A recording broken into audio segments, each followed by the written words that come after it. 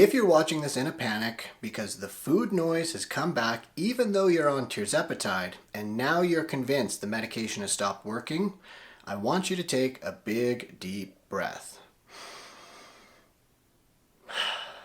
You're not broken, you haven't failed, and the medication hasn't stopped working. And in fact, this is completely normal. In the next few minutes, I'm going to tell you what exactly is happening and what you can do about it. For months, your food noise was gone. That you deserve a treat, or what are we going to have for dinner? All those voices were gone. They were finally quiet. But then, they suddenly came back. And it hits you like a flashback to every diet you've ever done that ultimately fell apart. That fear and that panic that you're feeling, that oh no, it's happening again, is powerful. Because previously, that meant you were about to fail. But here's the truth. On Tirzepatide or another GLP-1, this isn't the end. What's happening is adaptation. Your body, your brain is stabilizing and the medication isn't quitting. Now, if this resonates, you need to hit that subscribe button because we're going to be diving deep into the science on all the things that are GLP-1s that can help you succeed long term. Now, let me give you the breakdown on what exactly is happening. Tirzepatide, aka Zepbound, works on two hormones, GLP-1 and GIP. Together, they quiet the hunger from your stomach and the food noise and food reward system that is happening inside of your brain. You can think of it kind of like a volume dial. At first, that dial gets turned way down and the world finally goes quiet.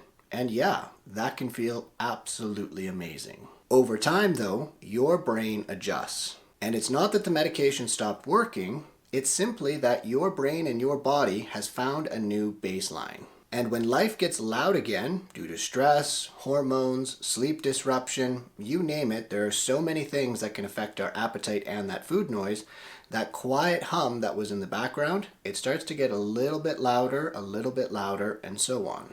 And again, that's not failure, that's feedback. But here's what usually happens when you've had food noise come back in the past. The food noise returns, then you panic, then you restrict, then you binge and overeat, and then comes the shame and guilt.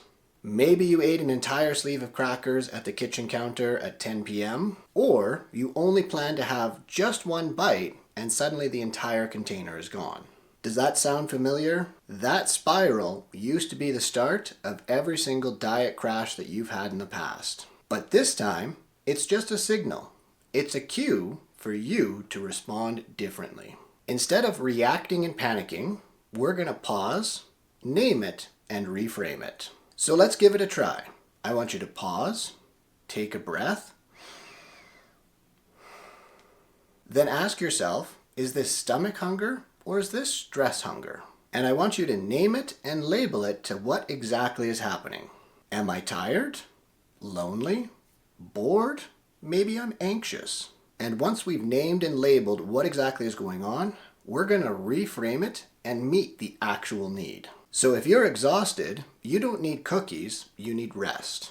If you're lonely, you might need connection and not calories. You see, that little voice that's saying you deserve a treat, that's your brain just asking for comfort. It's doing what it does best when it's stressed out, when it's not having a good day. It is going to what it knows is going to make things feel just a little bit better. But comfort doesn't have to just come from food. And if you can practice this process of pausing, naming, and reframing, that voice can get quieter once again without you having to increase the dose of your medication. Now, if you're sitting here thinking, but Dr. Dan, I need help with my specific situation. Well, that's exactly why I developed my one-on-one consultations.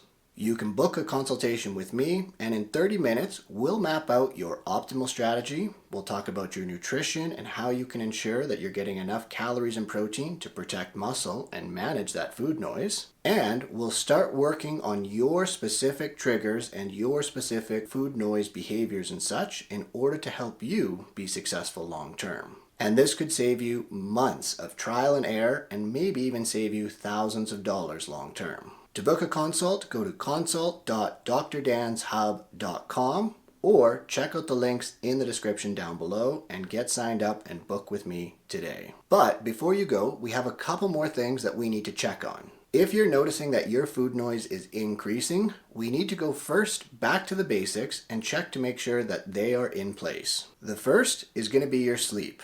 If you're not getting at least 7 hours of sleep a night, you are guaranteed to be spiking your hunger hormones and driving up that food noise. The second thing to check on is going to be your hydration levels. If you're not getting enough fluid and waters through the day, well, guess what? Dehydration does a pretty darn good job of mimicking hunger and also driving up that food noise. The third thing to check on is going to be your protein intake. If your intake is currently low, well, that is a recipe for constant cravings. And the final thing to look at is going to be your stress levels, because cortisol, your stress hormone, can drown out the calm of the GLP-1 medication completely. So again, your medication hasn't stopped working. It's just your stress is drowning out the work that it's trying to do. And the final thing that I really want you to keep in mind here is that some food noise is totally healthy.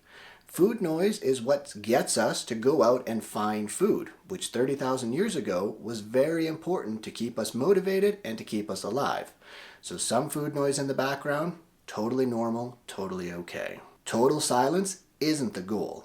Balance is. But if that food noise is getting overwhelming or the urges are becoming too great and it's been happening for 2 or more weeks and maybe you're even noticing a bit of weight regain, it's probably time to touch base with your provider and look at bumping up the dose of your medication. So the next time that food noise starts to show up, that voice starts becoming more annoying and in your ear, I want you to remember it's not the end and it's not because you're about to fail.